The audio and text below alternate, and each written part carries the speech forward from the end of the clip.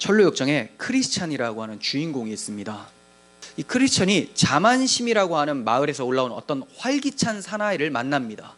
그 사나이의 이름은 무식한 자예요. 뭐 번역본마다 좀 다릅니다. 크리스찬이 그 무식한 사람한테 이렇게 얘기를 합니다. 헌데 성문에서는 어떻게 들어가려고 그러십니까? 성문을 통과하는 게 만만치는 않을 텐데요. 무식한 자가 얘기를 합니다. 다른 사람들이 하는 대로 하면 되겠죠. 뭐예요? 기준이 없어요. 다른 사람들이 다 하면 그게 바른 길이겠거니라고 하는 거예요. 다른 사람들이 하는 대로 하면 되겠죠. 크리스천이 얘기하기를 성문에서 보여줄 만한 뭐라도 있습니까? 뭔가 보여줘야 문을 열어줄 텐데 말이요. 자, 이것은 구원의 징표, 십자가를 얘기를 하는 거예요.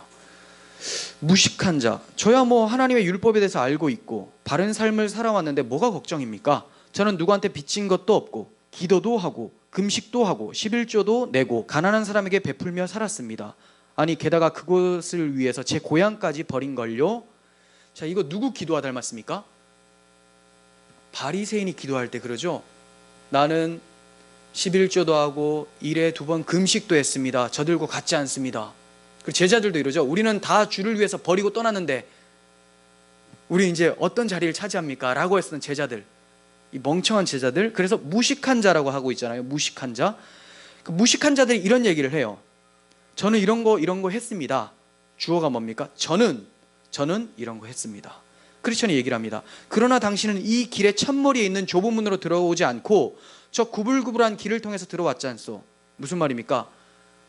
문을 잘못 열고 들어오면 같은 길을 가는 것 같아 보일지라도 결국은 다른 곳으로 떨어지게 된다. 이것을 얘기를 하는 거예요. 그래서 그가 이렇게 얘기합니다. 그러니 안타깝소만 당신 스스로 어떻게 생각하든 간에, 이게 중요해요. 다 자기가 구원받는다고 생각을 하지만 당신이 그렇게 생각하든 간에 심판날 당신은 거룩한 성에 들어가기는커녕 절도범의 강도로 비난받게 될 거요 라고 합니다. 주님께서도 이런 말씀하셨죠. 문으로 들어오지 않는 자는 다 강도요 절도자다, 도둑이다 라고 말씀하셨어요. 그 문으로 들어가야 된다는 거예요. 내가 생각하고 이 길이 맞겠거니, 사람들이 많이 가니까 이게 맞겠거니, 이렇게 착하게 살면 구원 받을 거다고 생각하는 것은 다 누구의 생각입니까? 사람들. 모든 사람들은 거기에 다 동의를 합니다. 왜? 죄인의 특성이 그래요. 의인 없나니 하나도 없다고 했어요. 그 말은 다 죄인인데, 다 죄인들의 특성은 뭡니까? 생명의 근원이신 하나님을 버리고 나 스스로 구원을 얻을 수 있다라고 생각하는, 내 힘으로. 거기에 암묵적 동의를 합니다. 그렇기 때문에 많은 사람들이 걸어가는 길은 다 하나님을 버리고 자기 의를 행하는 그 길이라는 거예요. 근데 그런 사람들이 자기가 어떻게 생각하던 간에 어떻게 됩니까? 심판날에 거룩한 성에 들어가기는커녕 절도범과 강도로 비난받게 된다는 것을 말씀합니다. 그러므로 자기 힘으로 생명의 근원이신 하나님께 들어갈 수 있는 자가 아무도 없다라는 것을 휘장을 통해 보여주시고 에덴 동편의 그룹들이 칼을 들고 있는 것을 통해서 보여주고 계시는 거예요. 그러니까 사람들이 저마다 나는 이 문을 열고 생명을 취해야 되겠다, 율법주의, 행위주의로 내가 이렇게 살아서 열심히 해봐야 되겠다고 딱 들어가요. 그럼 어떻게 됩니까? 찢어 죽는 거예요. 죽게 됩니다. 그런데 이 문이, 내가 죽지도 않았음에도 불구하고 문이 파괴되고 휘장이 찢어지는 사건이 있습니다. 그게 뭡니까? 십자가라는 거죠. 십자가. 예수님께서 십자가에서 돌아가실 때 성소 휘장이 위에서부터 아래로 쫙 찢어지게 됩니다. 왜 찢어집니까?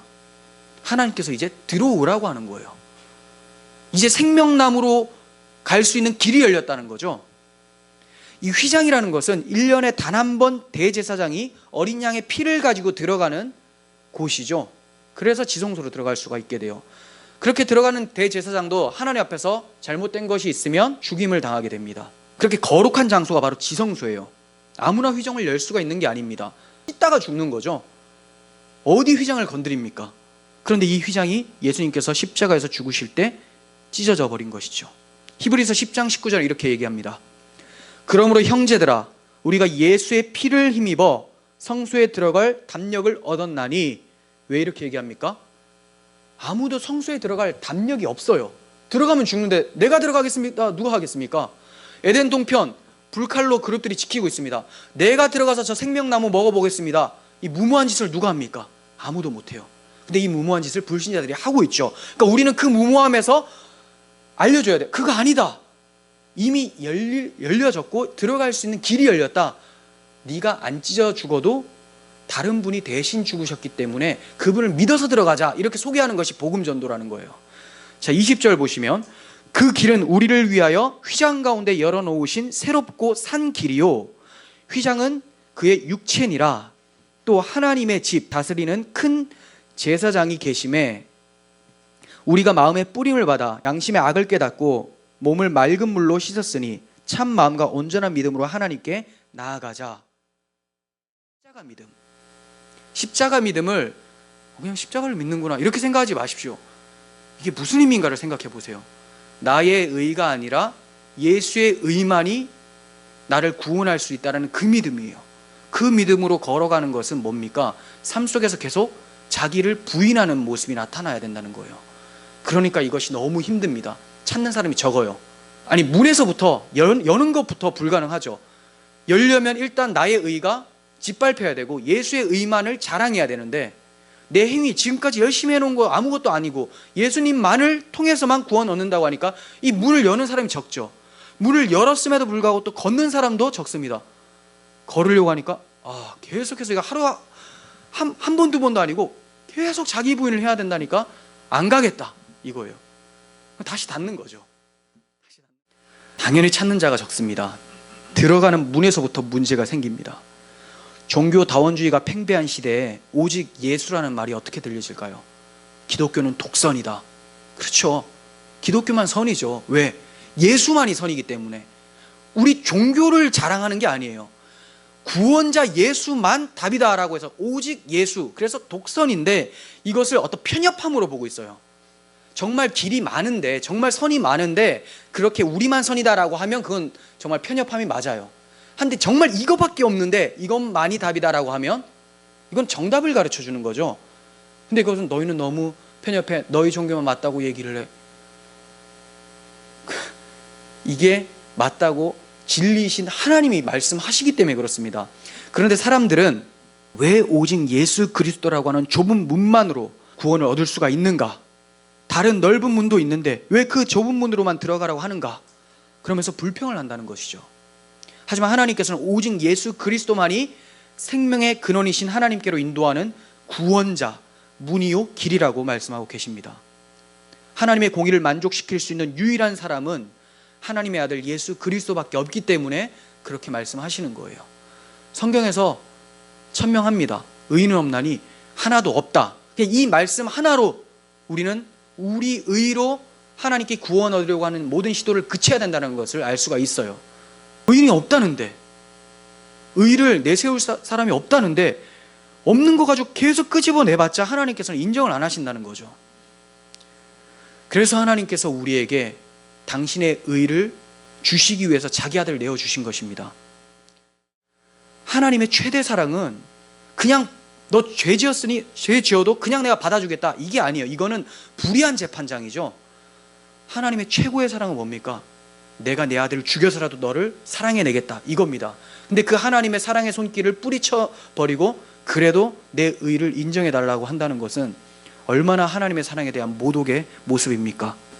사람들이 왜 그리스도라고 하는 유일한 문, 좁은 문을 싫어합니까?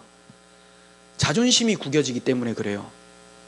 자기가 지금까지 한 선행이 아무것도 아니게 되기 때문에 못마땅해서 그렇습니다. 창조의 목적을 벗어난 모든 행동들은 다 죄가 돼요. 창조의 목적이 뭐죠? 하나님께 영광이죠. 주인을 영광스럽게 하는 것이 당연히 목적이죠. 그런데 모든 인간들은 창조주 하나님께 영광 돌리는 것이 아니라 다 자기의 영광을 위해서 살아가고 일을 합니다. 숨 쉬는 것조차도, 내가 오늘 밥 먹는 것조차도 내가 잘 먹어서 내 삶을 윤택하게 해봐야 되겠다 이거죠. 무슨 하나님의 영광이 어디 있습니까? 그러한 자기 위주의 선행이 무슨 행동이든지 오히려 하나님 앞에 죄로 기록되어진다는 것을 아셔야 돼요. 그 회개하라 이 말이 여러분들에게 쉼이 되는 거죠. 이게 왜 복된 소식인지 아세요? 회개하라라는 말은 회개했을 때 용서가 있기 때문에 회개하라는 말이에요. 너 이제 죽는다 이 얘기는 복음이 아니에요. 여러분 이제 다 지옥 갑니다 이거는 이거 들으러 오는 사람이 아무도 없을 거예요. 다 지옥 갈 잔데 회개하면 하나님께서 하나님의 아들로 만들어 주신다고 합니다. 이게 복음이죠. 그렇기 때문에 우리는 여기에서 위로를 얻고 소망을 얻고 마음의 평을 얻을 수가 있는 거예요. 성도의 가장 큰 안식은 예배입니다. 복음 앞에서 쉼을 얻을 수가 있어. 예수님이 나의 안식이다. 좁은 문이라고 생각해서 문을 열었는데 세상 사람들이 볼 때는 정말 좁은 문이고 들어가고 싶지 않은 문이지만 막상 걸어가 보니까 여기에 평강이 있다는 것을 발견하게 돼요. 현실적으로 보면 좁은 문, 고난이에요. 근데 막상 걸어가는 사람들에게 물어보세요. 고난입니까? 겉은 고난처럼 느껴지지만 마음은 평강이 있습니다. 이렇게 얘기를 합니다.